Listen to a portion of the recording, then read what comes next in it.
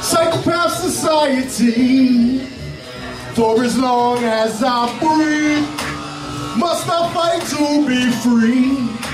Monopoly on property manipulates economies. It's a mockery of democracy. Where I can be shot and bleed, but cops are getting walking free. Talking pieces of hypocrisy, talking shit. Walk with me, atrocities that I can see like HIV and poverty across the street and across the seas. I believe quite possibly cause my feet's on top of me. If one of us wants to push, all of us are gonna be right there beside you, with you, behind you, to guide you and give you the strength to remind you to have faith in what is inside you. This ain't just a rhyme, y'all. This is survival. Here's first funky is sad music for the people, music for your body, lyrics for your mind. Here's first funky is sad music for the people, music for your body, lyrics for your mind. Here's first funky is sad music for the people, music for your body, lyrics for your mind. Here's first funky is sad music for the people, music for your body, lyrics for your mind.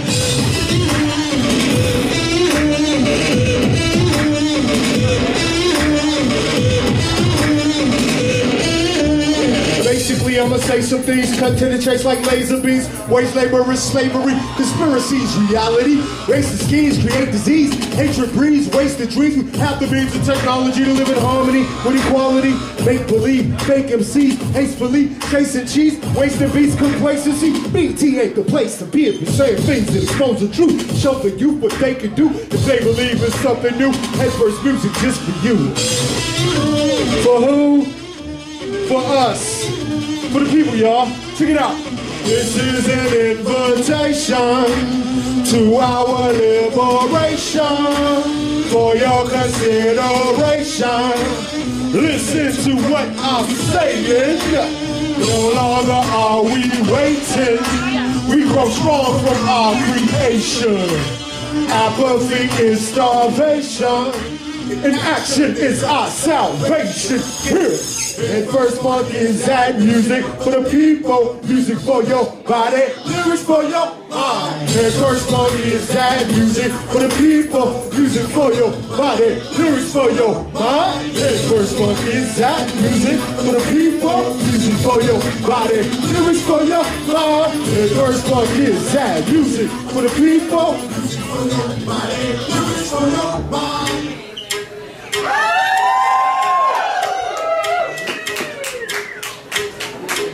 Thank you. My bad, y'all. Up in the front row. I'm happy to be here. You know, check it out, y'all. I let the music raise funds for community centers. Start a high school that is soon to be finished. I was thinking about starting a community garden. Trillions on the wall while the poor people are starving. Music is a tool in the hands of the artists. Do the right thing and it makes you a target. When the pigs murder the innocent and walk scot-free, we gotta occupy the property and block the streets. I'm at the intersection between love and liberation, and indoctrination and occupation. I demand a response to this emergency, so the government is conscious of its urgency. So much work to do, so few jobs to find. The financial sector loots and robs your blind. Politicians are puppets and the Pope protects predators. The paper's propaganda protected by the editors. Somebody help me. This is not healthy. Come on, y'all. I am not wealthy, but I do have the power to break the chains. Doing what's right, you. You might lose your life, true. They want me to think it's suicide, y'all. But we gon' change the game. I'm going in. Like a shank to the pancreas, I believe in the government with the faith of an atheist. Rebellious, like Chavez in Venezuela. My focus goes far beyond genitalia. Surgical will go past cervical thresholds. From beneath the earth's surface, surpass UFOs. Thrust to the facade, sequestering God. Plumb to the depths, that's my quest and my job. I'm here to uproot the implants and smell of the kickstand of a corrupted and busted, illegitimate system. If you believe in revolution, you threaten with prison. Liberty and death, man, what's your decision? No moral ambiguity, all the ingenuity. Thoroughly directed at war in your community. No matter what they do to me, it won't change the fact. Freedom's a human right, it's time to take it back. Somebody help me. This is not healthy. Come on, y'all. I am not wealthy, but I do have the power to break the chains. Doing what's right, you. you might lose your life, truth. They want us to think it's suicide, y'all, but we gon' change the game. So peep the characteristics of an American misfit in a materialistic authoritarian system. As far as human relations, we know the master plan includes self-determination for long Africans. Coming from a deficit on the edge of a precipice, exploited by greed and racial prejudice. Our President Obama, Iraq to Pakistan, we marching in Portland and take back the land. The submerged surface coil purges oil, the disperses further poison the oceans and soil. The merchants of death are certainly loyal to murder for profit. The whole earth is embroiled. So how do we stop this obnoxious nonsense? A meeting, a forum, a concert, a conference. I understand the need to talk and process, but we need action, not just thoughts and concepts. Somebody help me. This is not healthy. If you're feeling the music and the spirit of the day, make some noise. Yeah, y'all. Hey, they want us to think it's suicide, y'all, but we gon' change the game.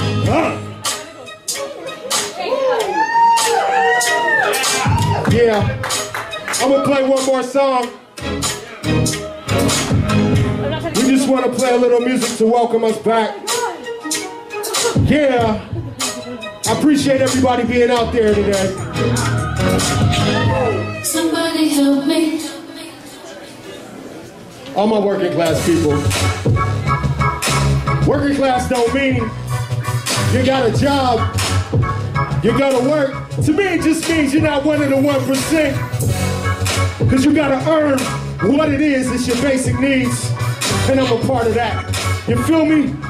Therefore, what I do, blast off. No dust or basalt. Mine in the cosmos, feet touch the asphalt. I'm an antenna between heaven and earth.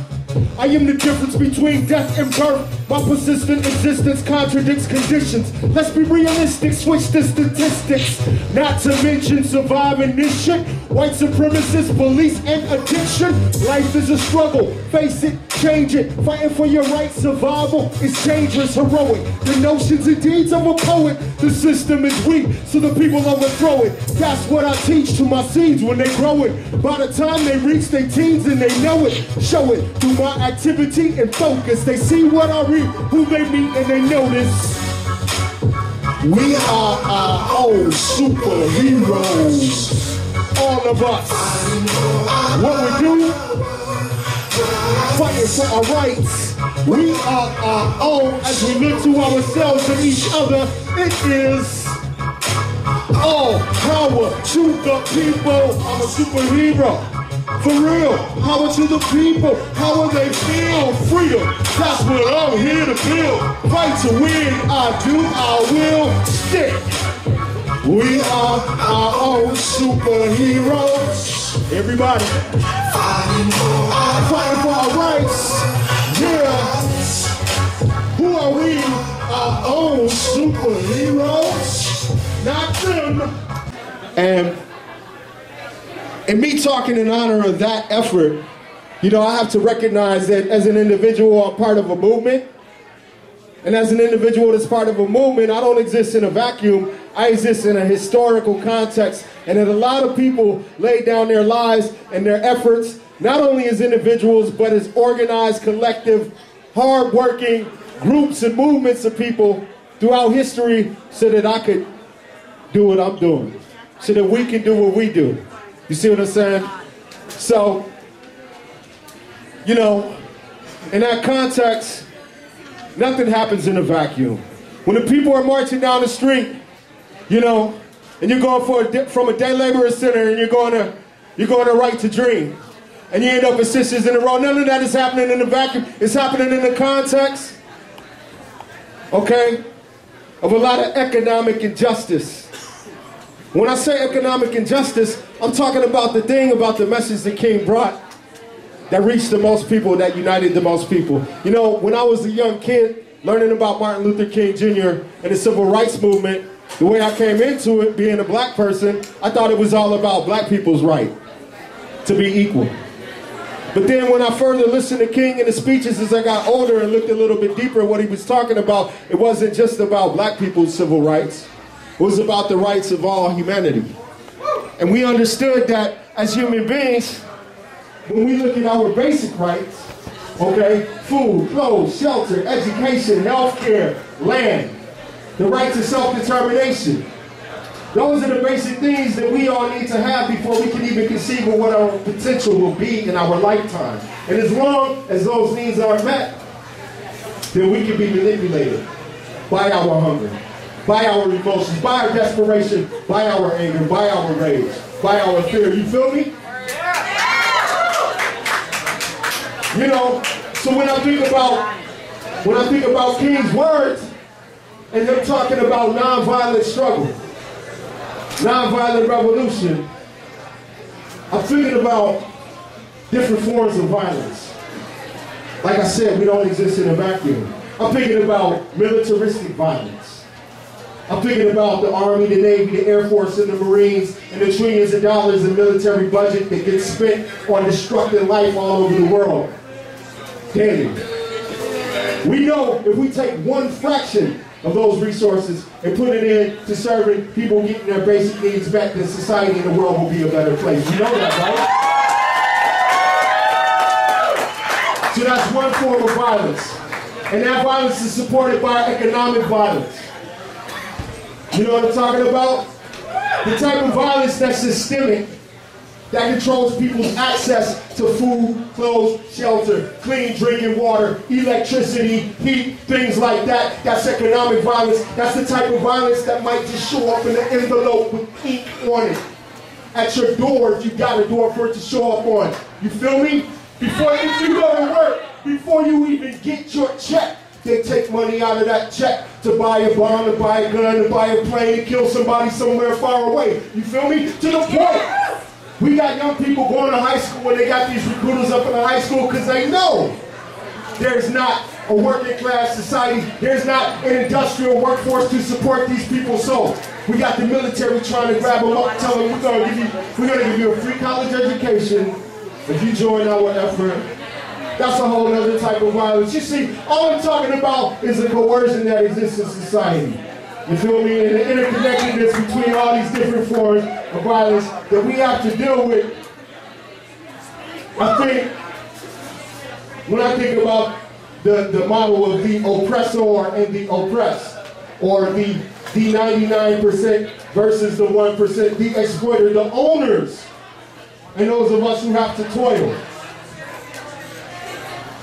I think that there's this narrative that gets promoted a lot of times in the media that talks about how people, you know, there's this fear thing, there's terrorism. We look at Africa.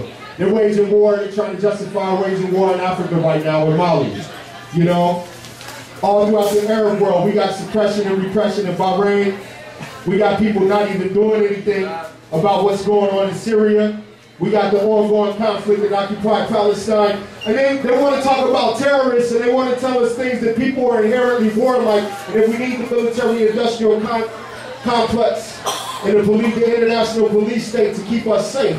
You know, when we have people marching through the malls, shooting innocent civilians, shooting children in schools, they want to tell us that we need more police and more weapons and more guns to keep us safe because we are inherently warlike and we need to fear each other. But I'm telling you, if you look at everybody in this room, when you look at the lives we live, and all of us here right now, we are not inherently warlike. Okay? I say that these people that get away with wholesale murder and genocide worldwide through their institutions and through their robots and their drones and their billions of dollars in budget, those are the people that are making a choice to be warlike, and they're waging war on life all over the world as we speak. And what do? We stand up in the face of that, and we fight, and we strive, and we use our creativity to communicate with each other, to create consciousness, and we still exist in peace. So who's inherently warlike? That's all I really want to get across in regard to, you know, the legacy of MLK and what he was talking about, what I relate to when I listen to the man talk, and how I identify with the struggle for human rights and justice, for peace. Because being about peace is not being weak, and it's not being a punk about something. It's about taking a stand that's actually pretty courageous. Because it's easy to act out in a way that's destructive, and everything in society seems to support that type of activity. So what are we going to do? Here's the question, and then I'm gonna let it go, and we're going to move on to the program. Aside from coming together and showing unity and solidarity with each other at demonstrations and marching to show our support for the message of peace and human rights and justice, what are we going to do in our day-to-day lives to make sure that the work happens to make that a reality? Beyond when we're being escorted by the murderers. You know what I'm saying? What do we do? Somebody say something. What are we going to do?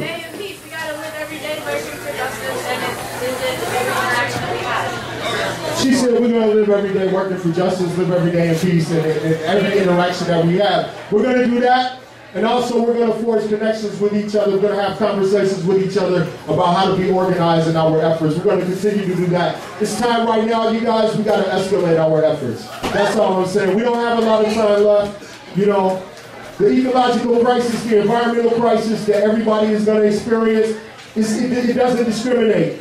But I'll tell you, the people that have been historically the most disenfranchised are going to feel it more than the people that are the most privileged. But in the end, we only have one supply of water, one supply of oxygen, and one earth to live on. And so we have to double up our efforts as they proceed to not do anything, as they proceed to lie in front and not meet any of the demands that are going to sustain human life. We got to step it up. And we're going to be creative, and we're going to figure out how to do it by sustaining life as opposed to destroying life. And that's what's up. Thank you for letting me talk. Peace.